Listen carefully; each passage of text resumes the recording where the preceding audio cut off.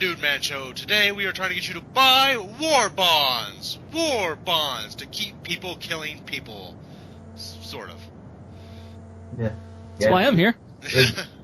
Mark, are you saying that Nazis are people? Oh God, that is messed up. There were a percentage of them that were very bad people, but yes, they were still people, because people, even bad people, are still people. Weird, isn't it? But Nazis don't count? Somebody should write a song about people being people. It doesn't exist, does it? That might. There's a song from Depeche Mode called People Are People, so maybe that counts a little bit. No, I'm sure that has nothing to do with it. Okay, this tangent's really freaking dumb. Let's continue. Yeah, okay, so this is the Dude Man Show. I'm Mark, that's Mike. We have Martin here. Hello, Martin. Hey, how's it going, guys? And we're talking about World War II movies, hence the war bond thing. Yeah, he left his really crappy show and went on a better show. Yeah, what are you kidding? The show's recording in 45 minutes. He's given us a little bit of time, so we appreciate that. So, anyway, like I said, we're talking about World War II movies today, World War II media, really. And so just let's start out really easy question. What's your favorite World War II movie? I don't think I saw that many. I mean, if you want to say war movies, I've seen tons and tons, but as far as World War II, yes. I mean, I've seen, like, Saving Private Ryan and Bataan. And they're both good. Yeah. I mean, you guys, I'll probably, as you guys start talking about more and more, I'll probably be like, oh yeah, I did see that. That was World War II? Oh wait, you know what, right off the top of my head, it was like less than a year ago, I saw fucking Stalingrad, the Russian movie. Oh yeah, with Jude Law and Ron Perlman and stuff, right? Oh wait, and that was Enemy of the Gates. Jesus, yeah. Now I'm remembering all the ones I saw, but you know what? I'm still gonna say that my favorite World War II movie is probably Saving Private Ryan. He's still Saving Private Ryan. Yeah, still out of all of them as I'm remembering them. I'm guessing you've also seen Schindler's List. Yeah, I've seen it. It's a little movie. It's like an indie flick. Not a lot of people have seen it, but I've seen it. World War II flick, anyway. All right, I saw it in class, and like everyone in my room cried at the end. I was just like, "Oh God, it's getting me too." Yeah, I started to tear up a little bit too because the Nazis they just had a plan and it fell through. I mainly cried because, oh my God, Liam Neeson's actually acting in a film. He is actually giving 110%. Usually he only gives 50%. Especially all this time being a monotone jabroni. Well, there was a time when Liam Neeson actually, was in a lot of acting films. Yeah. And now he just kind of cashes paychecks. In the 90s, he was pretty much all like dramatic actor, sort of. And then Star Wars Episode 1 happened, and then he stopped caring. Alright, Mike, forget about Star Wars Episode 1 and Liam Neeson. What's your favorite World War II film? We gotta go with the one, the only Patton. Patton. Yeah. Oh yeah, I saw that too. That was a good movie. I knew you'd say that. Probably like one of the most quotable films, I think, that was made about World War II. Like, everybody quotes that movie. Of course, your man was a bastard. Yep. I mean, Patton was a very quotable man. Maybe not all. It's weird to come out of a film saying like, wow, that guy was very progressive for 1940s. He's also very, crazy militant. Yeah. For the 1940s. But, yeah, it's about a man he's complicated, he loves his people. But he's a hard, tough guy with a ginormous ego who believes in reincarnation. And, who almost causes the Cold War to be hot several freaking times. I actually remember not wanting to see Patton for a long time because it was like it's like pushing 3 hours, right? Yeah, it's a long movie.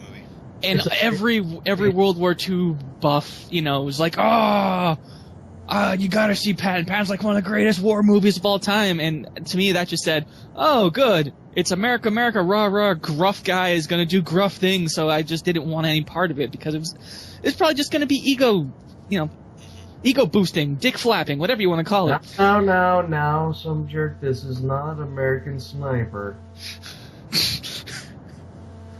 Oh, Jesus, that guy. And thank goodness it wasn't, because when I finally sat down and saw it, it blew me away. I mean, sure, the guy had a big ego, but it was this interesting philosophy of war from a guy who, in any other time, any other place, would probably be considered mentally unstable. I don't know, that movie does, like, I'll give this credit, Bradley Kubrick does a really good job showing that this man's a freaking crazy man. Also, the baby. I'm just gonna leave that at the baby. The fake, horrible Mattel, like, Toys R Us baby they used as a prop. I mean, to be honest, I think they had an actual baby, but because Clint Eastwood's like 90 years old, he accidentally picked up a prop baby. What are you even talking about? Here's an actual. I'm Clint Eastwood. Here's an actual baby. We're talking about World War II films. Stop talking about that damn movie. Jesus. Since I mentioned Clint Eastwood, let's talk about Letters from Iwo Jima. That is a good film. Oh yeah, I saw that too. God damn. Yeah. I guess when you put a man on the spot, he just can't remember a fucking thing. But the second you start saying, "Hey, oh shit, this all flooding back to me." I actually loved Letter from Iwo Jima, because I thought, what's the sister movie to it? Flags of Our Fathers. Yeah, that movie sucked. Oh my god, the movie was so boring. I didn't mind Flags of Our Fathers. I thought it did a nice job with PTSD in an era when nobody talked about it, but... Iwo Jima was the better film. It's a better film. It had more of a human element, even though it wasn't our people. It was actually also nice to see a movie from someone else's point of view other than America, because we get it. America's great. America helped win the war, and if you were to judge by American classrooms, we totally won the war. But no, I want to see it, especially the enemy side, and a complex enemy at that. Yeah, if you actually want to read a book about Nazi soldiers, the best book is The Forgotten Soldier by Guy Sager. Great book. But yeah. I don't read, Mark. I'm sorry. I only consume whatever America tells me I should, and it's not books. Yeah, I know, and that book's by a German, no less, so yeah. I don't even know how to respond to that. I'm not going to read no Nazi language. I know. No Nazi books. It's been translated in English. It makes you feel any better. It's totally in English, so. Here's the thing, Decker. If you're interested in more Nazi literature, Decker could give you his copy of Mein Kampf. And you could really understand the Nazisms of Nazis. Okay, all right. Let's get back on track here. Any other World War II movies you want to bring up, Mike? Well, I'll bring up a more recent one. Okay. Fury. There we go. Oh shit! I saw that too. I still haven't seen Fury. It's pretty good though. Yeah. It's pretty good. It's interesting because it's at the very, very tail end of the war, where Hitler was using civilians as soldiers at this point. Yeah. And it's just showing these guys who have been at this for so long that there's no way they can function in society. And you're wondering how they could. And, also it's about, a dude that's a pencil pusher that's forced to be in the tank. And I like the way that it does show, a growing soldier. Because usually it's kind of forced along, or it's actually usually in, Vietnam movies where you see somebody who's like, I don't want to go to war, and then suddenly they're the hardcore soldier at the end.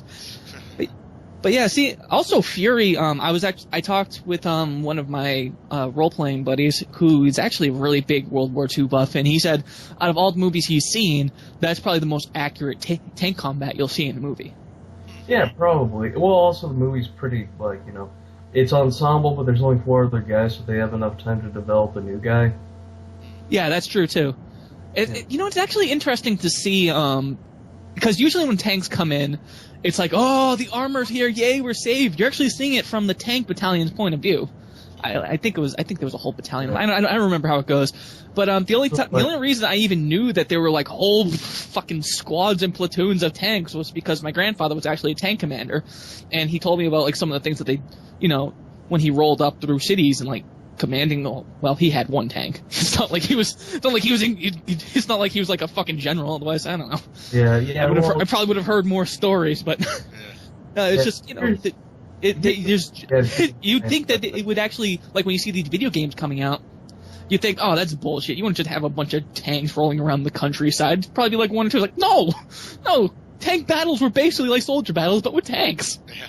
Yeah, and also they were shit your pants terrifying, especially when you're going up against the Germans, because their tanks are 10 times better than anyone else's tanks. Well, I think as it went along, they eventually were. I mean, the Tiger tank was the tank. Yeah.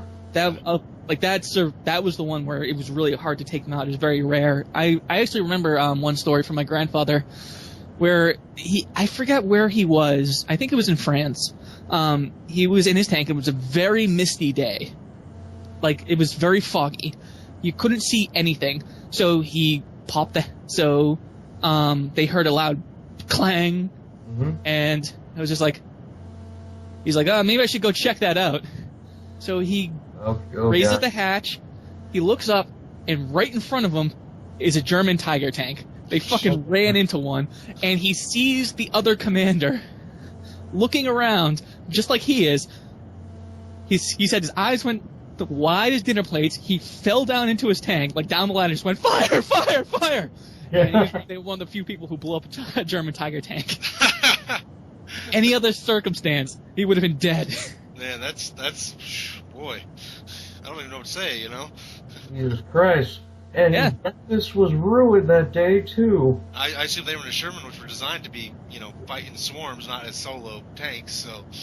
Yeah. I don't know what tank he was in. I would bet a Sherman, because that's what the vast majority of Americans were in that era. Yeah. Oh, yeah, speaking of Fury, there's a character that looks exactly like Mark. This character looks exactly like me. Yeah, well, I thought you just said that Mark had his period. I was about to be like, I'll stay out of that one. Okay, I'm using my webcam, but I think I sounded more intelligible enough to make sure I didn't say period and, like, character. But yeah, Mark, there's a character in that looks like Mark, and he gets blown up pretty bad. Good story, bro. That's terrible. But, yeah. What other World War II? I've seen a lot of World War II movies, so I feel like I don't even remember. Okay. And I seriously doubt this really counts because we're mostly talking about, like, the battle stuff. But The Great Escape. No, that's one I was going to bring up, too. Great Escape's an excellent movie. Good old Steve McQueen. Yeah. Rides a motorcycle and then gets caught. Never saw it. If you get a chance, watch it. It's a very good film about prisoners and trying to escape from the prison with a really great cast. James Garner, James Coburn, Charles Bronson. I'm trying to think who all's in it. This may sound crazy, but it's more historically accurate than Hogan's Heroes. It's a little more so, yeah. Well, Richard Attenborough's in it when he's pretty young. Maybe I'll check it out, but I mean, I'm actually looking at a movie right now. I've owned this movie for years, and I still haven't seen it. I've read the book, I just haven't seen the movie, Catch-22. The movie is okay. Like, the movie sort of... Well, I love the book, right? I'm a big fan of the book. Yeah, the book is funny as hell, and I mean, some of it's got to translate over well, and I'm looking at it, and it's rated R, so it's not like they watered things down. I mean, it's not even like it was a crass book or anything. No. I mean, some of the nudity that's in the book isn't in the film, because it's the wrong era, but... sort of the sequence of events and some of the things of the book naturally have to be cut out, and the movie's just okay. I mean, it's got some good performances in it. I don't want to criticize the movie too heavily. I like the movie, it's just not nearly as good as the book. Yeah, I guess that's hard. Who the fuck is in this one? Martin Balsam, Richard Benjamin, Art Garfunkel. There's a lot of the small roles are played by Bob names. Newhart, Anthony Perkins. Orson Welles. Yeah, Orson Welles is in it too. And also Martin Sheen and John Voight. Yeah. Alright, so I take it all those people show up for like 5 seconds and they're gone? Martin Sheen's he plays a fairly major character in it. He's in it quite a bit. John Voight is too. Like Orson Welles and Bob Newhart. Bob Newhart plays Major. Oh man, it's been a while since I read that book. Yeah. If you remember Major. Yeah, that's who he plays. But one of the last few great works that, or good works Orson Welles did before he spent most of his life drinking wine and eating peas and getting drunk and being Listen, Chimes at Midnight and F for Fake both came out like the same era, so both great films. Yeah, but I mean, for God's sakes, he got drunk on a commercial and was a pain in the ass during a pea shoot. Yeah, well, okay. Listen. And the man doesn't wear pants. Okay. Yeah, he never does. They don't fit. Alright, so Orson Welles, fine. Let's go back to World War II. Does anybody else have anything before I start going to some of my movies? Or? I'm interested in yours because you're the guy who knows like stuff from while. I mean, like I said, I saw Baton, but I haven't seen like there are movies that came out during the war, which is always interesting to see because it's half propaganda, half actual movie. The movies that came out during the war, for the most part, I don't think are that great. There's like Flying Tigers with John Wayne, which is just okay. Probably the best movie that came out when the war was still technically going on, though it was actually released after the war had ended, was They Were Expendable, which is a John Ford film. And that's... I find that very interesting that like during the time they felt it okay to just release movies just like that were taking place in a theater that people's sons, daughters, fathers, husbands were fighting in. Yeah. And it was garnering American pride. You do that nowadays, we suck our teeth and go, "Ooh, maybe in a couple of years. Right now it's a bit too unnerving." Well, it's sort of like They Were Expendable too. It's a very harsh look at soldiers being killed in the Philippines and sort of just loss of life. It's sort of horrible. I mean, we focus a lot on the kind of like the Western theater. Were a lot of movies during that time, were they taking... I know at the time we were really, really mad at fucking Japan, as we were, because they bombed us. Yeah. But were there a lot more movies back then about that took place in the Pacific theater as opposed to the Western front? There were a few. I mean, They Were Expendables, of course, in the Pacific theater. Iwo Jima, which is another John Wayne film, was that era. Most movies I say were about the European front. Yeah. It was just easier to do films about that, sort of, because a lot more battles took place as opposed to island hopping the Pacific. Yeah, I wonder. I mean, I'm trying to think. I forgot one of my films. I forgot the greatest, one of the greatest WW2 movies. Two of them, actually. Okay. The Rocketeer and Captain America: The First Avenger. Okay, fine. World War II does take place in those films, but then I won't consider World War II movies. I guess now you're cutting into what determines it to be a World War II movie. Because I mean, I'm just like focusing on the war and something that. Because Captain America did. That's what's kind of funny about it. Like spent half of the film, the last half in World War II. Damn it. Okay. It counts. I don't really care about that movie that much. It counts. In fact, what I'd say is it actually showed a part of the war that most people hasn't focused on. Well, the USO shows. Yeah. I thought you were going to say Hydra. Oh. Although I guess that kind of brings it more back to Mark's point. Can you consider it a World War II movie if it's a fictionalized version of World War II? Well, Inglourious Basterds, right? There's another film that falls. Yeah. Yeah. Inglourious Basterds is I guess that's technically World War II. Yeah. Once again, I'm hesitant to call it a World War II. It's like a fictional version of World War II. Yeah, I mean, who knew Hitler was killed by Eli Roth in a movie theater that blew up with a bunch of other Nazis? Couldn't Quentin Tarantino have been in that movie theater when it burned down back in the 40s? That movie sucks so bad. I don't mind it. To me, it was sort of hilarious. I like Christoph Waltz in it, and he's funny. And there were good roles and there were good moments, but for the most part, it's like, I get it. You're building tension. Yeah. I'm bored now. Something's going to happen. We get it. Django Unchained was much better when it was released a year later. So absolutely. Anyway. Not later. It was released in 2012, bro. Okay. Was it 2 years later? Fine. No, 2009, so 3. Okay, 3. Whatever. I don't give a shit. You're fucking challenging my give a shit right now. Okay. World War II movie that you may want to see that I don't know that you have to have the time to see this one, but is The Longest Day. I don't know if has anybody seen that one. I take it it's also the longest fucking movie. It is. It's like 3.5 hours. Because it's Darryl F. Zanuck, who was, of course, a legendary producer, wanting to do a film about D-Day and wanting to do every painstaking detail of D-Day. Wow. But it's good. It is. Is there like a lot of battles? Is there good characters? I mean, sell this to me, Mark. Why the fuck should I see it? I only have so much time. If you're historically interested in D-Day, it goes through pretty much every decision made on that day, through all the major characters, and pretty much all played by great actors. Henry Fonda, Robert Mitchum, John Wayne, Sean Connery's in it. I'm trying to think of all the great. There's a ton of great actors in this film. Damn, how? But is there more? I mean, if you take all those people, all those great actors, and just play them out in a divorce proceeding, that would probably be more interesting because I guarantee two motherfuckers are going to go at each other's throats. Why the hell do I care about a bunch of people sitting around talking and making decisions? Am I seeing it played out on screen too? There's battle moments. Yeah, no, there's a lot of battle. It goes back and forth between conversations and battles. Okay, Jerk, how about you actually just watch the goddamn movie and a pain in the ass? I won't say this is a perfect movie. There are lulls in this film because it's 3.5 hours and that was impossible to avoid. Yeah. Dude, I have standards that need to be met. I have very little time. And if it's going to cut into my Insidious 3 time, I need a reason. Well, Insidious 3 is a worthless piece of shit, so who cares? Anyway. So, we're talking about actual quality films, not shit horror films. Shit franchise. The Longest Day was part of sort of a trend they were doing that era, bringing a lot of big actors together, have them all play a small role, and make a really long film. They did that quite a bit in the late 50s and early 60s. Isn't that kind of like Bridge Over River Kwai or something like that? Bridge Over River Kwai has a good cast, but it's more of a direct. It's just a movie, right? It's Alec Guinness and Rod Steiger, and that's pretty much it for stars. Is that a World War II one?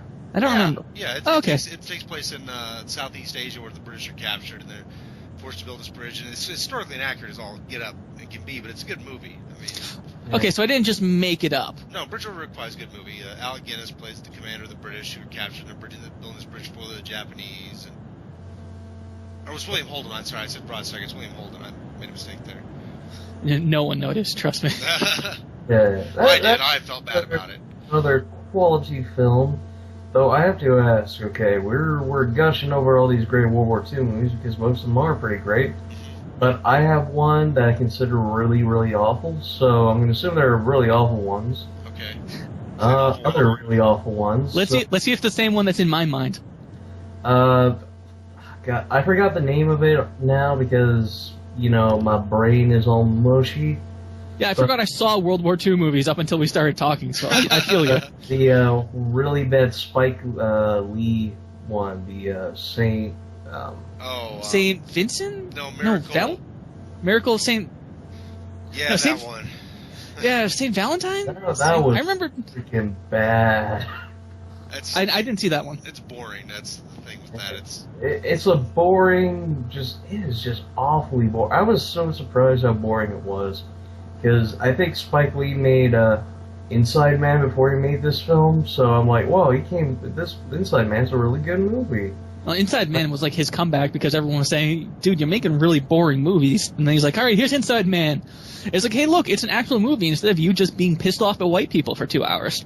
Yeah, even though he had a little bit of that in there. But then freaking, he came out with this film, and then it was like, but he's back to the boring crap again. I'm like, oh, God. Well, I mean, that's not the most boring World War II film in my mind, because in the 40s and 50s, they were cranking these films out kind of like they did other films, They became a genre unto itself. And they did it on the cheap. Yeah, and like one of the worst ones is, and unfortunately it's terrible, is the one Audie Murphy did about himself. I can't remember the name of the movie is, but I mean, Audie Murphy, clearly World War II hero, did a great job speaking out about post-traumatic stress syndrome. Actually did some decent films, but then the one that's actually about him in World War II is terrible. It's an awful movie. Okay. Is it romanticized or is it just boring? It's romanticized and it's boring somehow. Like and you can tell he seems super uncomfortable doing it. Like Audie Murphy himself, because he's starring in it, right? But he seems uncomfortable playing himself, doing his World War II. Yeah. Yeah, I think halfway through filming, he's probably like, "Oh man, this is so vain. Yeah. I'm the biggest asshole right now." Well, at the time, he's even admitted he was having the post-traumatic stress issues, right? And so he was having flashbacks while they're trying to shoot this movie. It's like, God. Who thought good idea to do this? I don't know. All right, listen, Murphy. I have the greatest idea. You know that thing that created that horrible, debilitating condition that you have that you're trying to gain awareness of? Yes. You're going to re-experience it all over again. This time for no other reason than the enjoyment of the audiences. Oh, God. Yeah. Okay, another one. I just thought of two more popped in my head. One's technically like a comedy, so I don't really count it.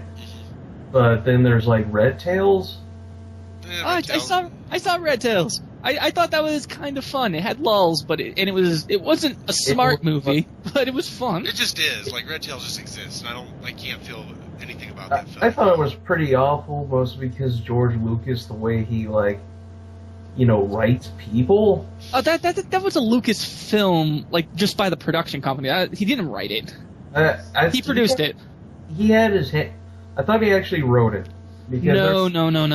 He liked World War II movies, and this kind of came up, and he was like, yeah, I think we can do this. Sure, here's some money. You got to keep in mind about George Lucas is that while it might not have his name in the writing credits, he will be over your shoulder doing other things that you don't want to do. That's what happened with Indiana Jones.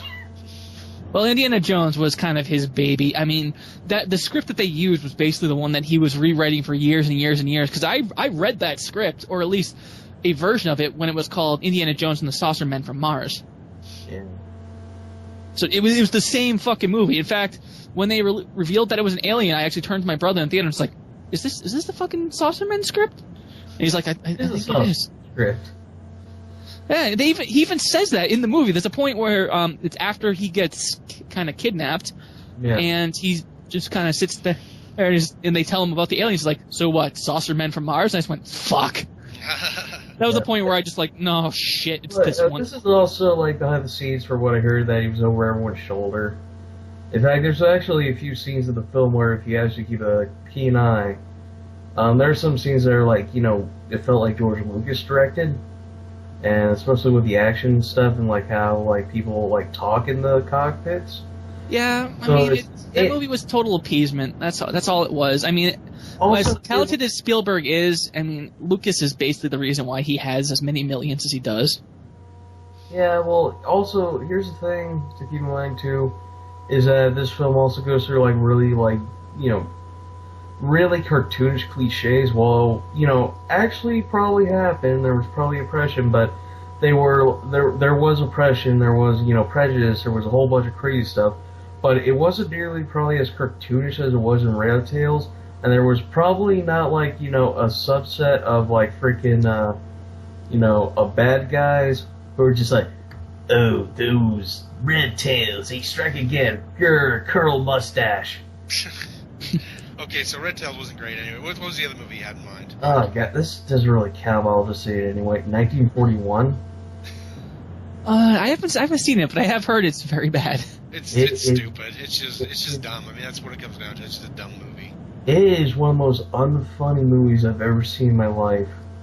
There's not a single joke that works. 1941 is awkward. Yeah, it definitely falls flat. I will agree with you.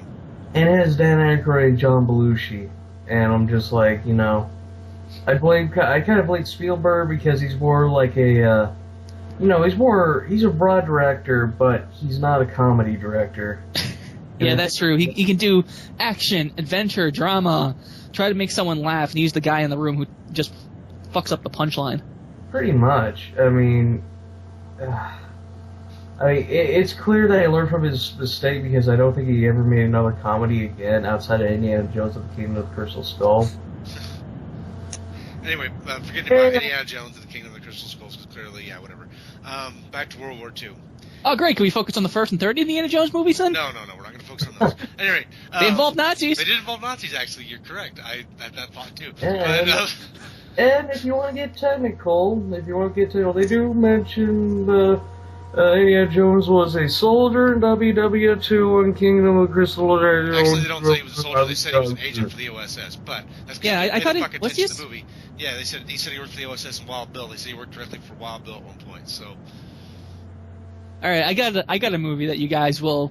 Okay. I think, other dude and I, we have varying opinions and very rarely see on the same page. But I bet you even he would agree with this one. Bad movie. Wind Talkers. I actually haven't seen Wind Talkers, but I heard of it, and it looked like shit. I saw that in theaters, and I had a good time, and then when it came out on DVD, I bought it because it immediately went into the Walmart $5 bin. I was like, oh, all right, well, $5, I'll fucking buy it. I like this movie, and I put it in, and I just kind of gripped my face and went, oh no, this movie is not nearly as good as I thought it was. John Woo directed it, right? Yeah, he did. Yeah. So, like, all the action scenes were stylized, like the gunfights he did in Face Off, but with World War II equipment.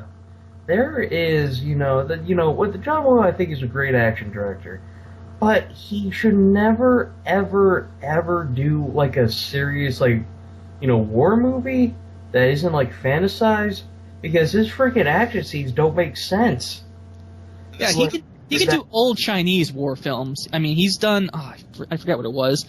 It was released on Netflix. It's like fucking 7 hours long, but it was like it takes place during the Romance of the Three Kingdoms era. Yeah, Redcliffe, thank you. Yeah, he did that, and that was good. Well, yeah, it's a good showcase of war, even though it was stylized in kung fu. Yeah, that's what I mean. It's just like, Redcliffe was like, more romanticized, fantasized, and stylized. I mean, there's wire fu everywhere, and a whole bunch of other stuff. But then, like, World War II comes, he had to kind of be more, like, toned down.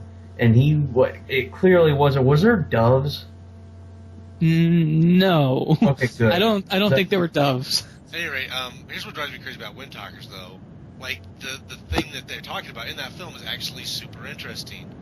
And it's a huge part, and not a lot of people. I didn't know that it even existed up until the movie came out. So it was actually a great tool to give us like a kind of kick in the ass to say, hey, the Navajos that that people in the Midwest we're fucking over. It would be nice to explain their story, and they're a huge part of the war. Yeah. And they said, yeah, sure. Hey, John, you just did Mission Impossible 2, right? Okay, so I'm assuming Nicolas Cage plays a Native American. No, he's not. Okay. He plays because the white guy guarding the Native American. So. Okay. I was worried there for a second because, like I said, I haven't seen the movie. No, it's got Adam Beach plays the main Native American, doesn't he? Okay. Yeah, I don't remember. I think that was one of them. Actually, do I still own Wind Talkers? That would be interesting. I mean, okay, in that case, I think that's kind of like, a little like, okay, there's a really important role that Native Americans played in. Let's have it be at the point of view of the white dude looking at them. Yeah. Because, realism and... I know. But I'm just like, it would be much cooler if, for example, they actually had it be the Wind Talker. Hold on. This is... Are you trying to tell me that we need to tell a story without a white person? Never!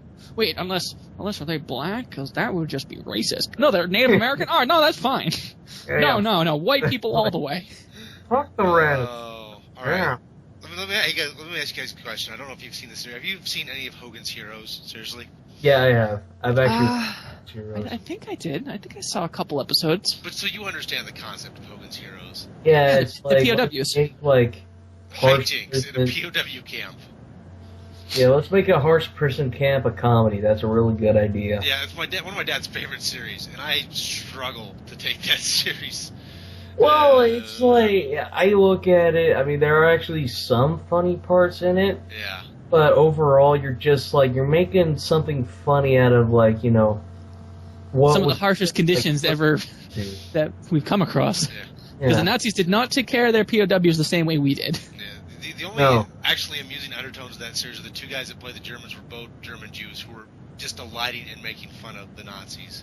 Okay, then that's like, if that I could get behind because, making the Nazis look like jackasses and like evil douchebags or baboons or whatever, I'm all for that, especially when the two people playing the Nazis are Jews. Yeah, well, one of the actors actually spent time at a Nazi prison camp, and he was sort of, enjoying that put in as well. So. I'm glad they had a good time, but Marx Brothers, Three Stooges did it better. Yeah, but okay, this is like the same logic they had with that one dude that was freaking, had PTSD and they had him direct his own movie. Why the hell would you do that? No, Audie Murphy did not direct the movie. He was just in it. He was the star. Okay, I thought he. Okay, but still, you know what I mean. Yeah. That's still troublesome though when you think about that one. Yeah. Why would you have a guy that spent most of his time in a freaking in the Holocaust in like a Nazi concentration camp and have him go through like crazy crap again? I don't know. Because Jews have a sense of humor. All right, so that's where we're. I don't know. We haven't really talked about Band of Brothers. You want to talk about that real quick? Yeah, I'm on episode 4 now. All right, you're still watching it, huh? Yeah, I remember when it came out, it was really big because Saving Private Ryan just came out, and they were, Tom Hanks and Steven Spielberg were like, well, we don't want to keep making, sequels to a World War II movie. That might be kind of crass, but hey, why don't we round up a whole bunch of people that will eventually be in like every movie you've ever seen, just like Saving Private Ryan. Yeah. I think I just fucked up that name, but you know what? Screw it. I turned it into a porn title. Whatever. So why don't we do that, and we'll make a miniseries? And I was like, yeah, I'm on board. My friends saw it week to week, and I did not for some reason. And I said, you know what? When it's on DVD or VHS, because VHS was still a thing then, I was like, I'll pick it up and I'll eventually watch it. So almost 2 decades later, I'm finally watching it. Yeah. But I'm having a good time with it. I mean, I have no idea who any characters are other than, hey, it's the guy from Office Space. And there's David Schwimmer. There goes David Schwimmer. And then I was like, is that Simon Pegg? Holy shit. He was in it for a brief moment and then left. Yeah. So I'm doing a lot of star spotting and enjoying the battles and like the moment to moment, week to week thing, where it's cool to see like as Easy Company is progressing. And I'm actually learning a little bit more about like the war effort and like how they were actually pushing the Nazis out via the show, but I don't know anything about the characters. Yeah. I think maybe it was a bigger thing back then where, these big ensemble shows, just you could latch onto them because there weren't a lot of them, so you really focused on them. But now that I have a lot of other TV to consume, I kind of have higher standards and, I would like some character development other than, hey, here's this guy. Hey, that guy died. I'm like, who the fuck was that? And why do I care that he's dead? I really like Band of Brothers, but that's just, I've seen it for quite a while, but I didn't really like when I watched it, so. Yeah, and then Tom Hanks is like, okay, years later, let's make the War of the Pacific. Or like Pacific Pizza, the movie. And well, actually, have you seen The Pacific? Because I heard that was good too. I've seen it. The problem with it is where you kind of attach yourself to one company and follow it all the way through, and sort of do have some emotional attachment to how they're succeeding and failing. The Pacific's about lots of different people, and so it's not quite as involved. Because sorry, I cut you off. No, it's still decent. It's just not quite as good. Yeah, because Band of Brothers is based off one book, whereas The Pacific is actually based on a whole bunch of books. Yeah, and so it's more sporadic. I don't know, I might be able to get more on board with that, because like I said, while it's cool to see like one company, like the company is the character and not so much the individual people in it. And I don't know, maybe it's just the old man in me where it's like, I don't give a shit. I want to know about the people. I'm not seeing, I want to see the trees, not the forest. I want to get lost. I'm sure if that's a good analogy. Goddammit, I'm going to stick by. No, it's a good analogy. I didn't downplay your analogy at all. Oh, I heard that tone, geez. Mark. Relax. I heard that tone. I know. I'm trying to transition. I'm trying to transition. Good lord. I know it's really hard, especially when the direction session was like, okay, on to the next topic. It's like, well, we're just going to jump into it. It's like, yeah, because every time I make a good segue, you come in and shit all over my face. Well, we're kind of at the 40-minute mark, so. Okay, all right. I want to say this before we go. World War II movie that's really good that you should watch, directed by Richard Attenborough, A Bridge Too Far. It's about an Allied failure, and it's a really excellent film. It also has one of the best lines in any World War II film in it. Young Anthony Hopkins plays a British commander who's surrounded by Nazis, and the Nazi commander comes up to him, from a distance with a flag and says, "We would like to talk about surrender." Anthony Hopkins pops back out and says, "As would we, but unfortunately, we don't think there's enough of us to hold all of you." And it's just like a boss. It's a great line. I definitely see it. I like he kills all the Nazis and rips his shirt off, and he's all like, "Bruh, no, now you're just disrespecting the film. Now you're just disrespecting the film. So, all right. I'm Anthony Hopkins, and I'm a badass. Yeah. This was 1970, so he wasn't a badass yet. Barely anybody knew who he was at the time. I'm a badass, Anthony Hopkins. Okay. Thor's my son. You don't make any sense. Okay. So that's all. Does anybody else have anything want to add about World War II films before we wrap it up? Nah, I'm good. Nah. Okay. The Nazis were assholes. Nazis were assholes. Thank you for rearing that point. I agree with you 100%. All right. Thanks for listening, everybody. That's all on World War II films. I have nothing else to say. Have a good night. Hail Hydra! Bye, people.